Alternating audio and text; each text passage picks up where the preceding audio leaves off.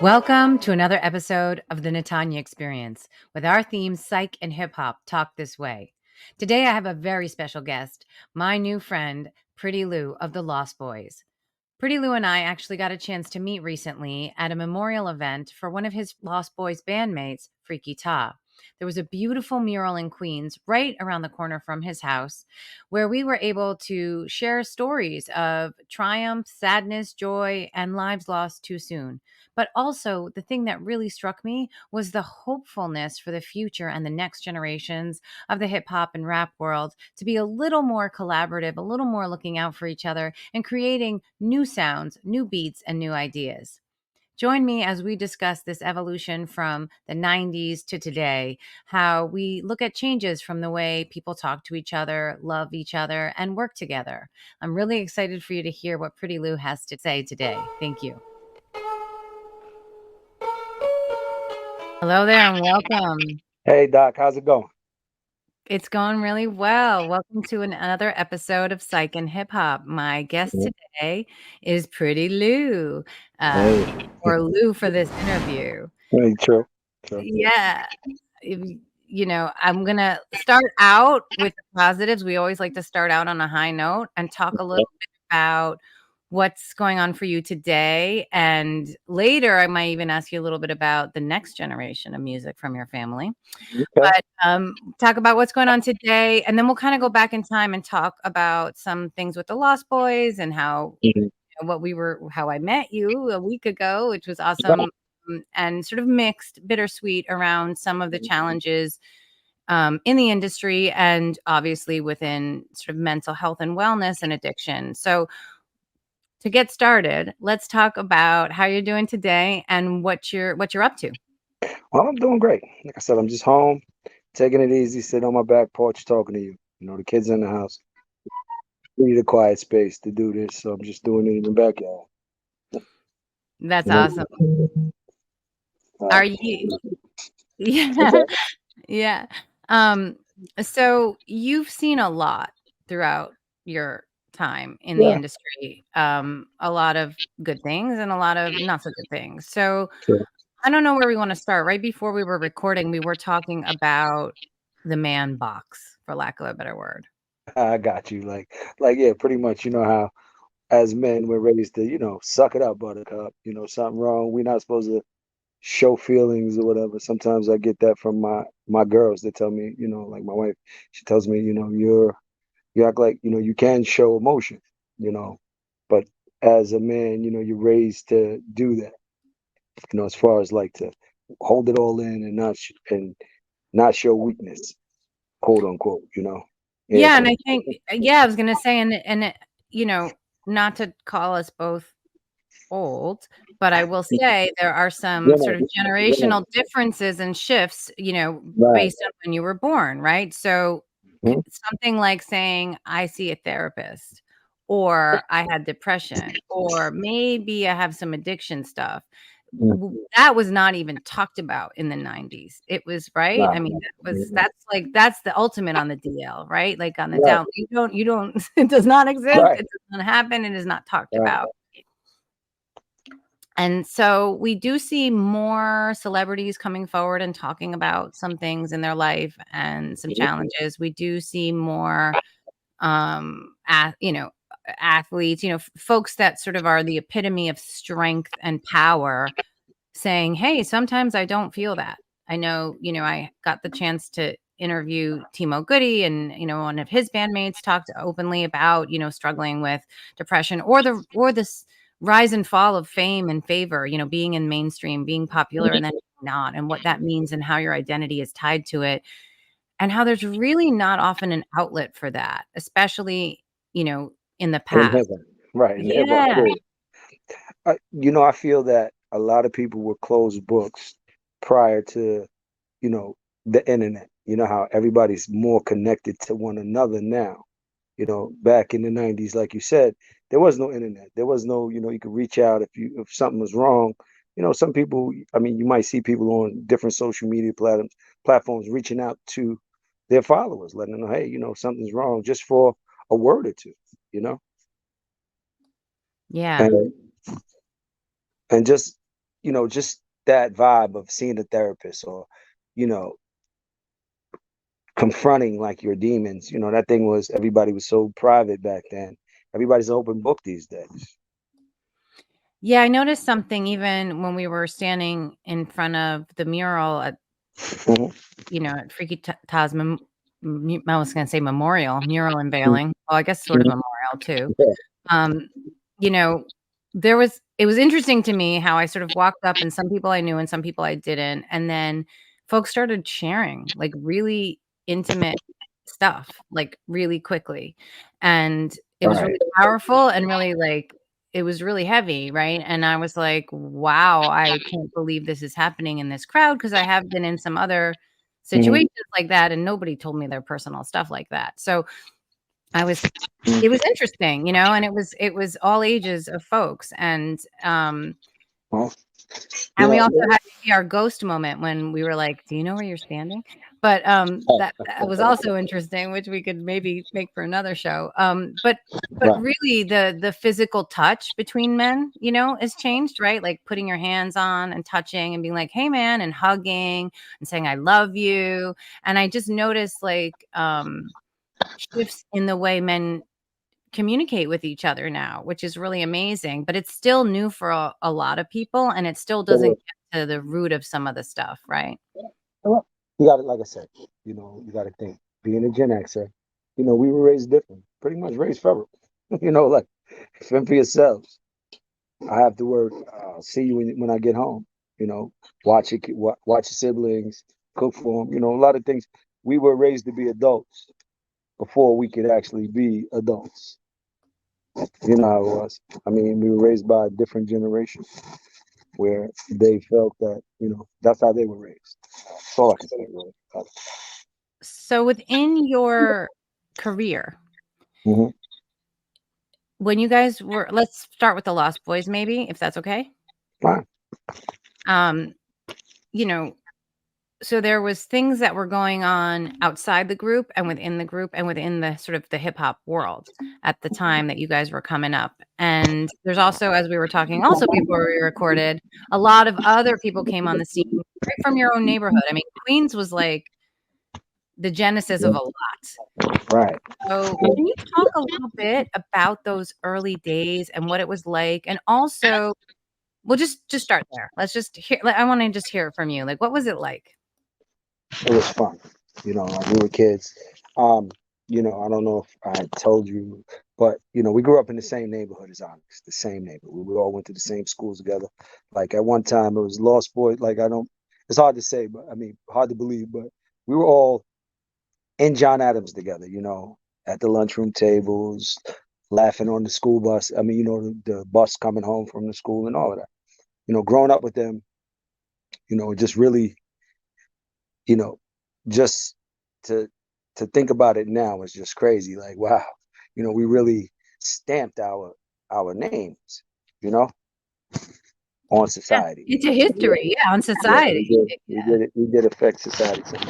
And I know we were talking about as far as like suicide and things like that.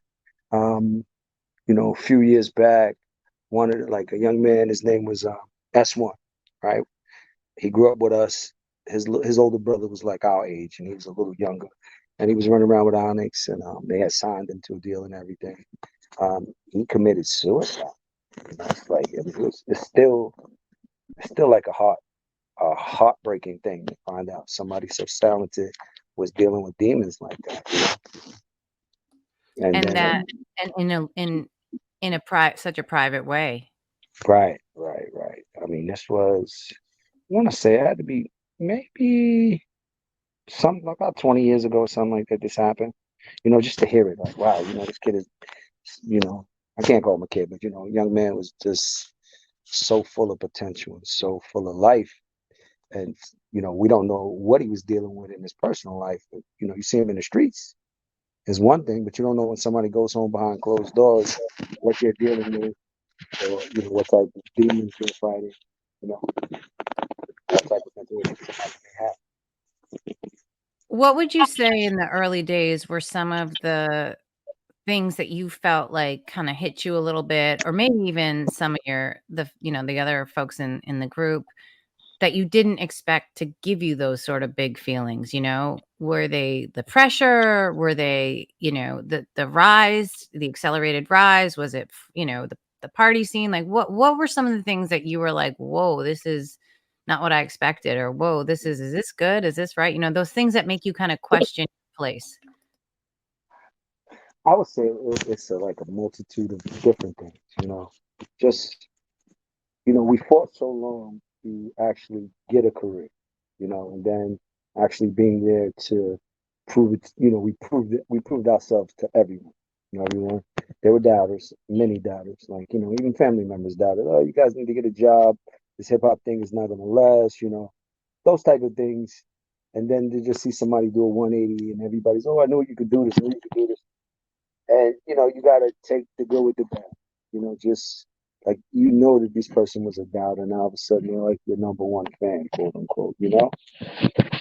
Um, Also, I could say just coming up, like as a kid in the '90s, dealing with friends getting killed, through gun violence and stuff like that. I had quite a few friends of mine, very close friends, dear friends, that were Lost Boys, not the music group Lost Boys, part of the Lost Boy movement that passed away. You see those pictures where we're all in this group and you're standing there, back when you were maybe 18, 19, and the three people that you're standing with in this big crowd are gone in this picture. Like, it makes you feel, it's surreal. It's really, really surreal. You know, those are some of the things that I feel that, we had to deal with. How did would you be willing to share, like, how did you cope through it? And when I don't know, like, when you met your current wife, like, how you got through it and how that affected maybe relationships and that kind of stuff. Can you talk a little bit Well, about that? well, I can tell you like this. When Charlie died, I I lost my brother. Like one of my best friends in this world. It's my brother. We were friends since we were like 8 years old. Um, I I know I was depressed. I just didn't. I couldn't. You know, let's say communicate it. So I drank more, smoked a lot more weed, and I was very detached. I mean, I lived. Let's see, I lived in D.C. I moved to VA. I moved to Florida. I lived in Pennsylvania. I lived in West Virginia. I lived in it's probably about it. I just moved around a lot for a minute and just didn't, couldn't fathom it. Like I said, it was we lived a dream together and then all of a sudden this nightmare happens. Was just horrible.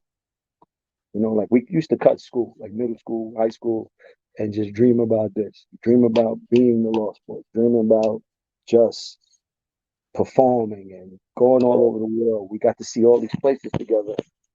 And now, I feel like, he didn't get to see his children grow, just things of that. So, and managed to settle down a little. I moved back to New York. I met my wife through a mutual friend. We wound up getting married. 15 years later, here we are. Thank you for being so open about that and honest about that, and I think, yeah, that's another thing. I mean, even though I have some training. Mhm. Right now, I'm not currently a licensed therapist. I say that very clearly. So I'm speaking about things in ways that I wouldn't be allowed to if I was. Mhm. So that's kind of why it's a good thing. But understanding and say, so respectfully to licensed therapists, I say, obviously, that's a very needed profession. But I also see and wanna make sure it's clear that, like, it's not about therapy per se or the label of depression per se. It's about recognizing, right? Like, recognizing when you've lost yourself. Right. And I definitely lost myself. I can't say it was hard drugs. Like I said, smoked a lot of weed, did a I mean, lot. it doesn't really, there's no judgment, at least here, and I don't think anyone listening is gonna care about that. It's more just about when it's not recreation, when it's to cover a wound. That's a Right, different right. kind of medicating, Wasn't yeah. I can tell you like this. Growing up, both my parents were addicts. So hard drugs I was scared off from a very, very young age. I didn't want to end up like them, you know. And I can tell you that. and I could, be honest about that. Both my parents are no longer here, but to see, and to see what their drug use has done. Like, my granddaughter, I mean, my daughter, my youngest daughter is 12. She never met her grandfather. Neither did my son, nor, and she barely knew my mother. My mother passed. My mother got clean, and became a better person, but she didn't know like that wonderful person I knew back in the day. You know, that lady that I grew up with. So, I mean, it's So, that's another thing. Addiction often follows generations, right? Because as kids, that's what you see. You said it was to a place where you were like, "Oh, I don't wanna do that," you know? But then you were wounded emotionally, spiritually, or otherwise, right? You're moving yourself around the country to find, I don't know, peace, something new, a feeling, right? What is that, right? But it comes with you. right. And I couldn't explain it. It was just that just call. Me personally, I call it float, float from one place to the next, to the next, to the next. You know, I get tired of being here. I'm gonna go here. Tired of being here, and then there's a lot of womanizing too. I'm not gonna, you know, some know, that. Comfort is comfort, man. Like, that's normal. They Yeah, all go together. It all I goes think together. I think that was one of my main addictions. Women was like one of my Love, main addictions. because you wanted love. I mean, I know it's sex, but, like, it's love too. Right, It's affection, it's tenderness, it's you right, know? right, right. I mean, that was one of like, yeah. I mean, that's still the way I can put it. That was one of my main things that I may have broken some hearts that because they wanted something more than I was willing to give. You Or know, you weren't able to do it at that time. true. I mean, there were times that hey, I picked up and just left. The girl was like, "Are you ever coming back?" I don't know. You know, and to any of them that may see this, I apologize. I was in a bad place. You know, and I hope to remain friends more Yeah. so than anything else. I You mean, know? I think part of what this show is all about is Mm-hmm. supposed to be humanizing stories, real stories.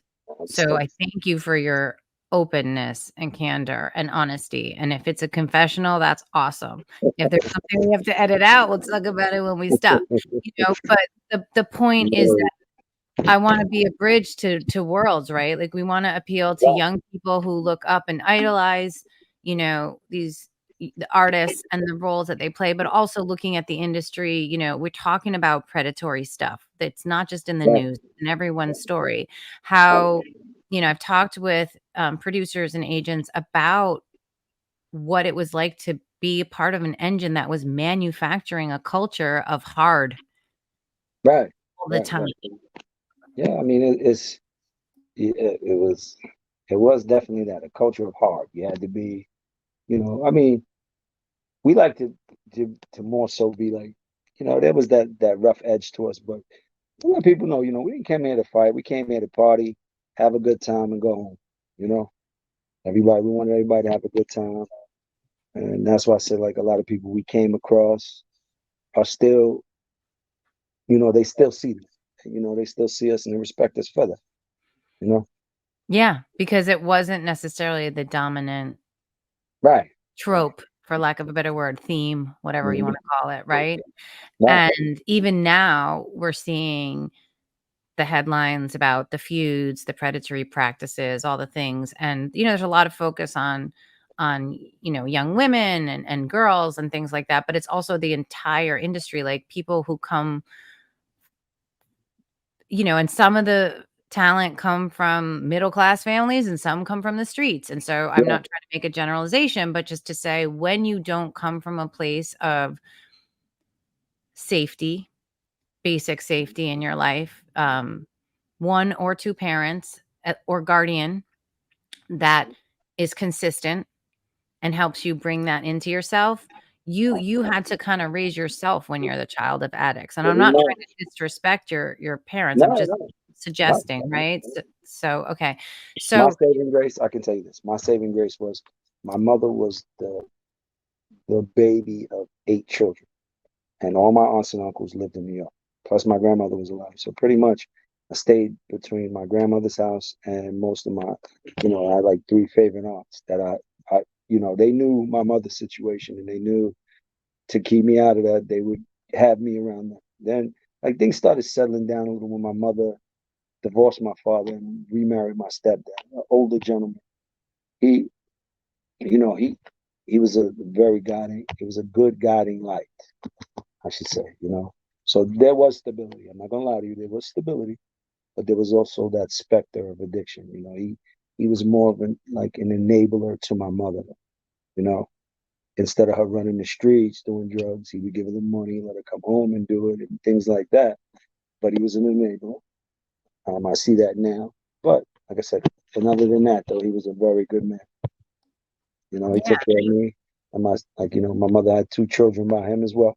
So, the three, like, we never really wanted for anything. But when he got a little older, my mother was a little more out of control. They lost custody of my sisters for a little while. But like I said, my mother had sisters of her own that stepped in and got custody while my mother got herself together. Yeah.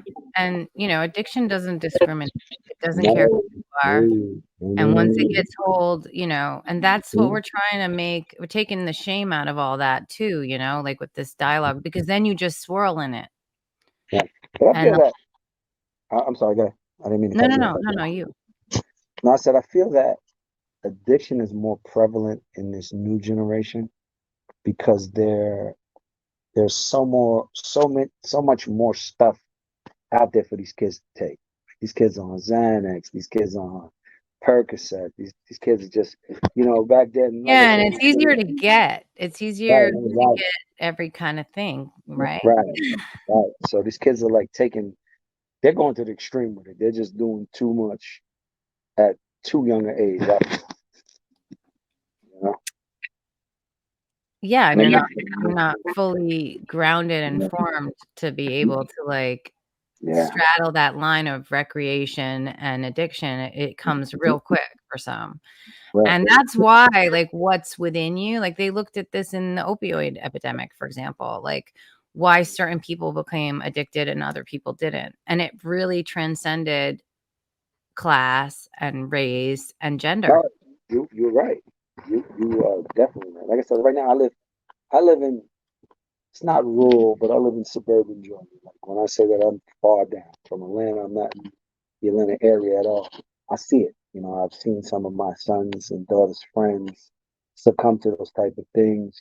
And like one minute, there's this nice suburban kid, and the next minute you see this kid, you don't know this kid anymore. This kid looks like a zombie now. I've seen it. It's hit home. So I can Yeah. tell you. And that's kind of what we're trying to at least crack a little dent into, with these kinds of conversations. Let's be real about it, why you're drawn to something, what it does for you. Not like, just say no. I don't mean that. I mean more like there's so much more. Like this feels good, but there's something even better. And then how you use your purpose, your sense of yourself, right? Who you are, how you love yourself, how you see yourself, what you're Yeah. put on this earth to do. And that's the other thing that they're struggling with more is who they're supposed to be and what that means. Um, I feel that like we were talking about earlier about the internet connecting people. It's also a double-edged sword where these kids are, more influenced and wanting because they see their rapper doing it or their favorite artist doing something that they feel that it's okay to do. They don't realize that this person may be addicted, and that's and what you're looking at is somebody that's just zooted out their mind. You think this guy's cool. You think this girl is, funny or something, and they're not. You know, they may have a problem. so as we come towards the end of the interview and we're Mhm. talking about these kind of rough things, because you're a parent now and you have teenagers, and we're talking about young people and appealing to them, what is some of what you say and and demonstrate for your kids in terms of like how to maneuver? Because it must be kind of unusual to kind of live in your house with like a Yeah. it's right, like, so, and they know you did stuff, so Right. how do you toggle that? Well, I mean, for one, you do want to be somewhat transparent to your children. You let them know. I mean, a lot of them, they see the stuff that's going on, and I try to raise my like the last ones I have left here. I have seven, five adults, two, a teenager and a tween. Right. I try to just you know raise them to be independent, not succumb to peer pressure, and just I keep them busy too. Both of my girls, they do competitive cheer. They cheer for the school as well. Um, you know, and that takes a lot out of them. Just going out, going to practice every day, and coming home, and just you have to do your books. You got to do all of this stuff. I try to show them how to manage their time and not and to be independent thinkers. Just because you see this guy on TV and trying to make it look cool, it's not cool. You know, They- and then also I like to show them pictures. Uh, like sometimes they have this thing down here where like they show somebody get arrested. They show like a different history of somebody's drug use, where you see like this pretty young girl, and then she's a zombie now. I show my kids. I say, why would you want to do this knowing that it's going to make you look like this? Look at yourself. If you have something that you need to talk to me about, if you can't talk to me, talk to mom. If not, we'll get you therapy. And it's not a bad word. Therapy is not a bad word. You know. That's awesome. So, I guess before we go, if there's any parting wisdom you wanna share or anything you wanna tell folks, this is your moment to do that, and I wanna thank you for being so open, for shooting the breeze with me and No opening worries. up to me. Anytime. Like, I didn't say Anytime. my age, I said over 50. I was like, "Oh, yeah, that's true, you didn't say 50." Gen X. Let's just say Gen X, right? Yeah, That's we're the both best way Gen to X. do it. Right. Yeah. Um, if you are dealing with something, talk to someone. Find someone to talk to. Somebody, there's help out there. There's always help out there. Don't just think that you're alone, or don't think that the world is against you. Somebody is there to help you. There are helplines. There are, places you can go to talk to people. You can call up on a phone. I mean, they even have video helplines now. Don't just think that you're alone in whatever it is that you're doing, or don't think that you're the only person ever to go through something that you're going through. Someone else has been through it, survived it, and can help you, guide you through it the same way. That was And perfect. I mean, you should have my job. I do wanna mention the National Anonymous Free Mhm. Suicide Support Line 988 in the US, and thank you so much for this conversation, for Anytime. you. I'm gonna find out from Ryan if we have any pictures of us because, as you know, we were in the photos, so I don't know if Right. we have them somewhere, and, Somebody has it. somebody has them. At one point, remember everyone was standing around and there was no one taking a photo? That was pretty funny too.